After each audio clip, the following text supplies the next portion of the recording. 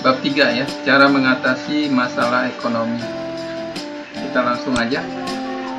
Tujuan pembelajaran dengan mempelajari bab ini, kalian diharapkan itu mampu menentukan pilihan yang tepat, kemudian memanfaatkan biaya peluang, mampu menetapkan skala prioritas dan mengelola keuangan, menjelaskan cara-cara mengatasi masalah ekonomi mikro, kemudian menjelaskan cara-cara mengatasi masalah ekonomi makro, dan menjelaskan sistem-sistem ekonomi sebagai solusi masalah ekonomi. Baik, kita langsung masuk aja ya. Nah, menentukan pilihan yang tepat untuk mengatasi kelangkaan. Untuk mengatasi kelangkaan, setiap orang harus menentukan pilihan yang tepat dan paling menguntungkan. Di sini kita dihadapkan pada sebuah contoh gambar ya. Nah, seorang perempuan ketika dia mempunyai niat untuk membeli suatu barang, di dalam pikirannya sudah terlintas jenis barang apa yang akan dibeli. Taruhlah di sini sepatu ya. Ketika dia ingin membeli sepatu, yang kedua adalah warnanya yang dia akan cari, dan seterusnya bentuk. Nah, ketika dia sudah sampai kepada toko sepatu, di situ dia akan melihat banyak jenis sepatu. Banyak jenis sepatu ini tentunya akan merubah pola pikir perempuan tadi, yang tadinya ingin membeli model ini, tiba-tiba ada model B yang lebih bagus lagi. Nah, tentunya yang perlu diperhatikan adalah yang pertama, ketika membeli sepatu kita harus mencari sepatu yang cocok untuk kaki kita, telapak kaki kita. Kalau telapak kaki kita itu ukurannya besar, tentu kita tidak mungkin mencari sepatu yang kecil. Atau sebaliknya, telapak kaki kita yang besar membeli sepatu yang kecil. Nah, kemudian yang kedua adalah selera warna. Warna tentunya di sini mempengaruhi juga ya. Karena kita ingin tampil lebih matching, menarik, tentunya mencari warna yang sesuai dengan selera kita. Dan yang kedua adalah, yang seterusnya adalah ketika kita membeli barang ini atau barang sepatu ini, kita harus diperhadapkan kepada harga yang akan dikeluarkan tadi. Nah, menentukan pilihan yang tepat dan paling menguntungkan. Artinya ketika kita mempunyai dana sekian, anggaplah kita punya dana sekitar 500.000, harga sepatunya di atas 500.000, tentunya kita akan berpikir apakah kita akan membeli, sisanya kita ngutang atau gimana, atau kita mencari model lain yang harganya jauh di bawah harga tadi dan mampu kita beli. Nah, itu ya, ini caranya, bagaimana cara kita menentukan pilihan. Jadi jangan karena merasa wah ini bagus barangnya, harganya mahal, sementara kemampuan beli kita kurang, tidak sesuai dengan apa yang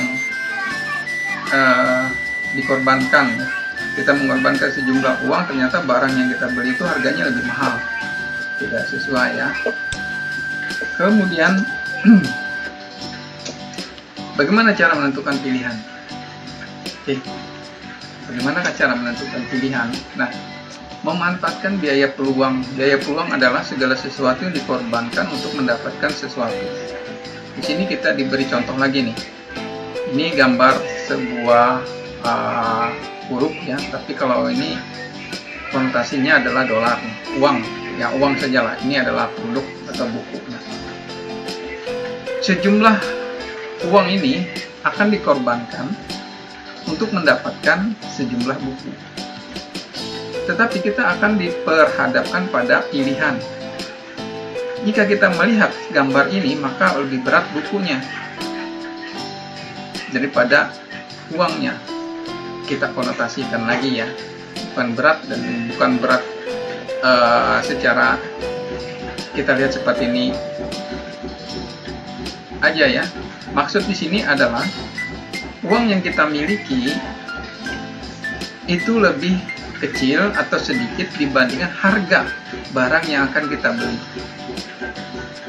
Nah, Yang mana yang lebih bagus? Apakah uang kita itu harus lebih berat dari barang yang akan kita beli? Bagusnya seperti itu ya. Kalau seperti ini artinya kita kurang duit nih, dana kita kurang untuk membeli produk ini. Jadi artinya yang lebih bagus itu uang kita harus cukup untuk membeli barang tadinya, agar apa yang kita korbankan sesuai dengan barang yang kita terima. Jadi tidak bahasa paling umumnya adalah membeli barang tapi karena kurang utang gitu ya, bukan seperti itu, tetapi pandai-pandainya kita untuk mengorbankan sejumlah dana kita untuk mendapatkan barang yang kita butuhkan. Skala prioritas dan pengelolaan keuangan. 1. Skala prioritas. Kebutuhan yang lebih penting harus didahulukan pemenuhannya daripada kebutuhan lainnya. Nah, ini ada 3 prioritas ya dari gambar ini. Yang pertama, prioritas pertama itu kebutuhan primer atau kebutuhan sekarang. Kemudian prioritas kedua kebutuhan sekunder, kebutuhan masa depan, dan ketiga adalah prioritas tersier. Apa itu prioritas pertama? Kebutuhan primer, kebutuhan sekarang. Kebutuhan primer adalah sandang, pangan, papan ya. Bisa kita konotasikan sebagai pangan itu adalah makanan, sandang itu adalah pakaian, dan papan itu adalah tempat tinggal. Nah, itu yang lebih dulu kita penuhi, karena itu yang akan menentukan keberlangsungan hidup kita. Kebutuhan sekunder, kebutuhan masa depan ini pelengkap aja ya. Pelengkap artinya sekiranya kita sudah cukup bisa untuk memenuhi kebutuhan sekunder pelengkap, tidak masalah untuk kita bisa penuhi. Apa itu kebutuhan sekunder? Mungkin kita ingin beli handphone, beli sepeda motor gitu ya, untuk menunjang pekerjaan kita. Kemudian prioritas 3, kebutuhan tersier, ini kebutuhan terhadap barang-barang mewah. Artinya kita mempunyai dana yang sudah berlebih. Kita bisa mampu membeli kapal pesiar, mampu membeli pesawat jet, belum mampu membeli mobil mewah, dan seterusnya. Inilah disebut dengan skala prioritas. Jadi mana yang lebih kita dahulukan? Apakah kita mendahulukan yang kebutuhan tersier, ataukah mendahulukan kebutuhan sekunder, atau mendahulukan kebutuhan primer? Jadi tergantung kalian ya memahaminya dari mana. Oke. Kemudian pengelolaan keuangan dapat dilakukan dengan membuat pembukuan keuangan, memonitor dan mengevaluasi secara berkala, membiasakan diri menabung. Ini adalah salah satu pengelolaan keuangan. Artinya kita dihadapkan untuk bisa memanage atau mengelola uang yang kita miliki. Tujuannya apa? Ya, untuk kita bisa membeli barang yang akan kita ingin dapatkan, atau untuk kebutuhan primer, sekunder, dan tersier tadi. Ini tentunya kalian lebih paham di sini ya bagaimana, dan kalian pasti sudah mempraktekkan ini. Nah, selanjutnya adalah mengatasi masalah ekonomi mikro. Menentukan pilihan yang tepat untuk mengatasi masalah kelangkaan, contohnya memilih faktor produksi tenaga kerja.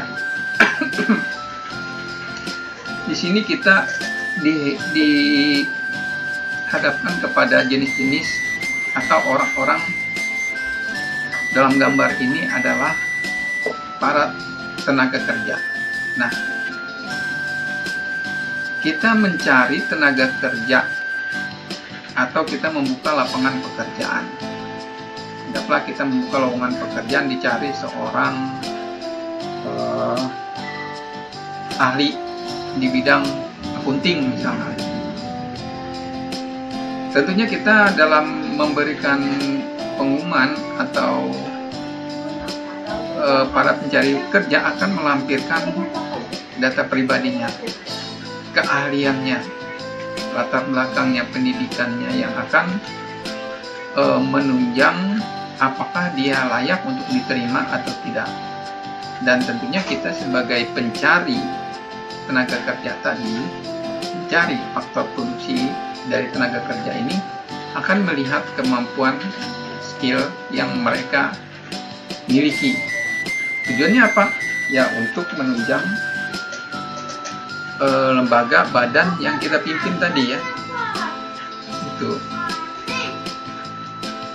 Kemudian ada bersinergi antar pelaku pasar dan industri untuk membentuk satuan yang lebih besar. Contohnya ini ya, kerjasama antar Nokia dan Microsoft. Nah, ini bersinergi, artinya ketika kita membuka suatu lapangan usaha, kita tidak mungkin bekerja sendiri atau lembaga kita bekerja sendiri, tentunya akan berpengaruh dengan orang lain, membutuhkan orang lain, membutuhkan lembaga lain, membutuhkan pihak lain untuk menunjang pekerjaan atau produktivitas kita. Misalkan aja kita memproduksi pakaian. Nah, dalam memproduksi pakaian, tentunya kita bekerja sama dengan para agen-agen penyalur pakaian yang kita produksi tadi. Agar apa? Barang yang kita produksi cepat diterima di pasar. Karena yang dekat dengan pasar adalah para agen-agen tadi ya, toko-toko, butik-butik dan